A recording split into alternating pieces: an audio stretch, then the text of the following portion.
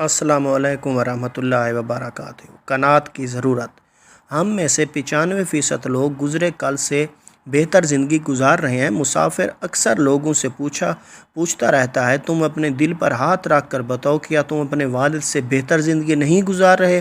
ہر شخص ہاں میں سر ہلاتا ہے۔ آپ کسی روز اپنے بچپن اور اپنے بچوں کے بچپن کا موازنہ بھی کر لیں، آپ کو دونوں میں سے زمین آسمان کا فرق ملے گا۔ آپ کے گھر میں بچپن میں ایک پنکھا ہوتا تھا اور پورا خاندان ایک پنکھا ادھر کریں کی آواز لگاتا رہتا تھا۔ سارا محلہ 1 روپے کی برف خرید کر لاتا تھا۔ لوگ دوسروں کے گھروں میں بھی برف مانگتے تھے۔ ہمسایوں سے سالن مانگنا، شادی بیاہ کے لیے کپڑے اور جوتے ادھار لینا بھی عام تھا۔ بچے پرانی کتابیں پڑھ کر امتحان دیتے تھے۔ لوگوں نے باہر اور گھر کے لیے جوتے اور کپڑے الگ رکھے ہوتے تھے۔ دسترخوان پر دوسرا سالن عیاشی ہوتا تھا۔ سویٹ ڈش میں صرف میٹھے چاول اور کھیر بنتی تھی۔ مرغی صرف بیماری کی حالت میں پکائی جاتی تھی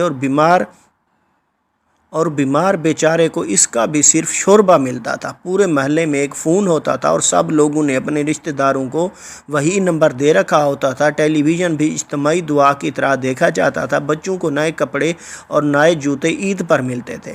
سائیکل خوشحالی کی علامت تھا اور موٹر سائیکل کے مالک کو امیر سمجھا جاتا تھا۔ گاڑی صرف کرائے پر لی جاتی تھی۔ بس اور ٹرین کے اندر داخل ہونے کے لیے باقاعدہ دھینگا مشتی ہوتی تھی۔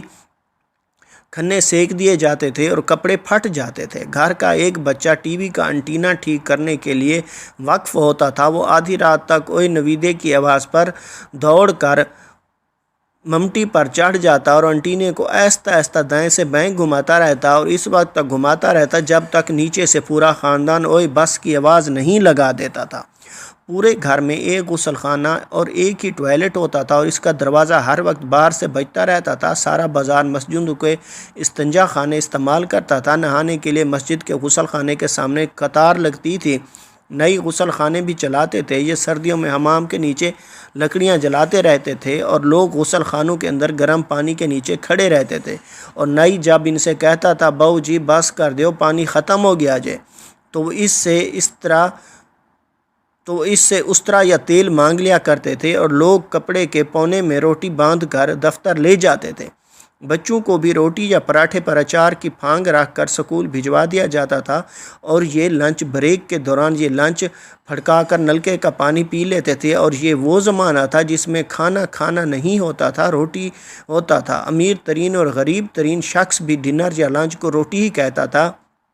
لوگوں کو کھانے کی نہیں روٹی کی دعوت دیتے تھے اور یہ زیادہ پرانی بات نہیں۔ 40 اور 50 سال کے درمیان موجود اس ملک کا ہر شخص اس دور سے گزر کر یہاں پہنچا ہے۔ آپ کسی سے پوچھ لیں، آپ کو ہر ادھیڑ عمر پاکستانی کی ٹانگ پر سائیکل سے گرنے کا نشان بھی ملے گا اور اس کے دماغ میں انٹینا کی یادیں بھی ہوں گی اور کوئلے کی انگیٹھی اور فرشی پنکھے کی گرم ہوا بھی۔ ہم سب نے یہاں سے زندگی شروع کی تھی۔ اللہ کا کتنا کرم ہے، اس نے ہمیں کہاں سے کہاں پہنچا دیا۔ آپ یقین کریں، قدرت ایک نسل بعد اتنی بڑی تبدیلی کا تحفہ بہت کم لوگوں کو دیتی ہے۔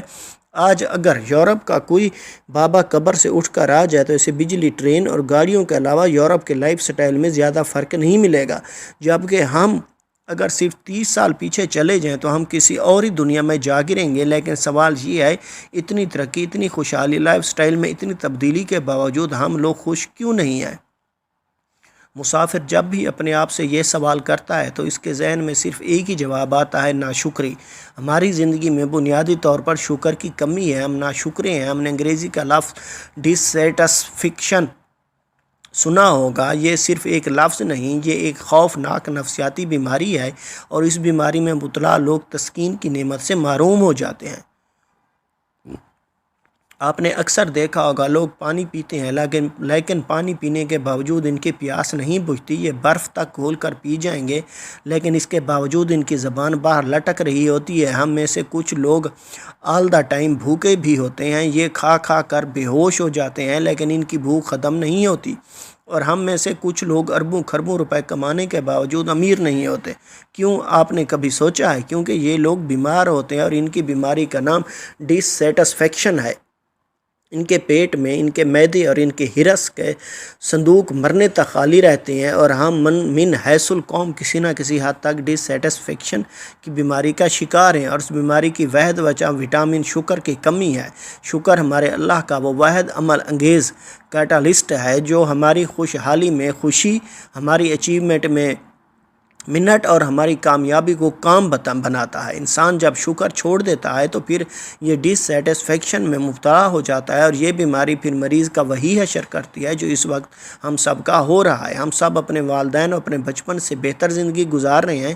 ہم 500 روپے سے 50 کروڑ روپے تک پہنچ چکے ہیں۔ ہم 40-50 لاکھ روپے سے لے کر 2-3-4 کروڑ روپے کی گاڑی سے اتریں گے اور ساتھ ہی کہیں گے بیڑا ہی غرق ہو گیا۔ چنانچہ مسافر کی آپ سے درخواست ہے، آپ ایک لمحے کے لیے اپنا بچپن یاد کریں، اپنے آج کے اثاثے اور زندگی کے نعمتیں شمار کریں اور پھر اللہ کا شکر ادا کریں۔ آپ کو نتائج حیران کر دیں گے۔ یقین کریں آپ کا شکر آپ کے آم میں رس پیدا کر دے گا، ورنہ آپ کتنے ہی اچھے یا بڑے کیوں نہ ہو جائیں، آپ صرف اچار بنانے کے کام ہی آ سکیں گے۔ آپ ایک ادھوری، غیر مطمئن اور تسکین سے محروم زندگی گزار کر دنیا سے رخصت ہو جائیں گے۔ سدا خوش رہیں، سلامت رہیں، والسلام۔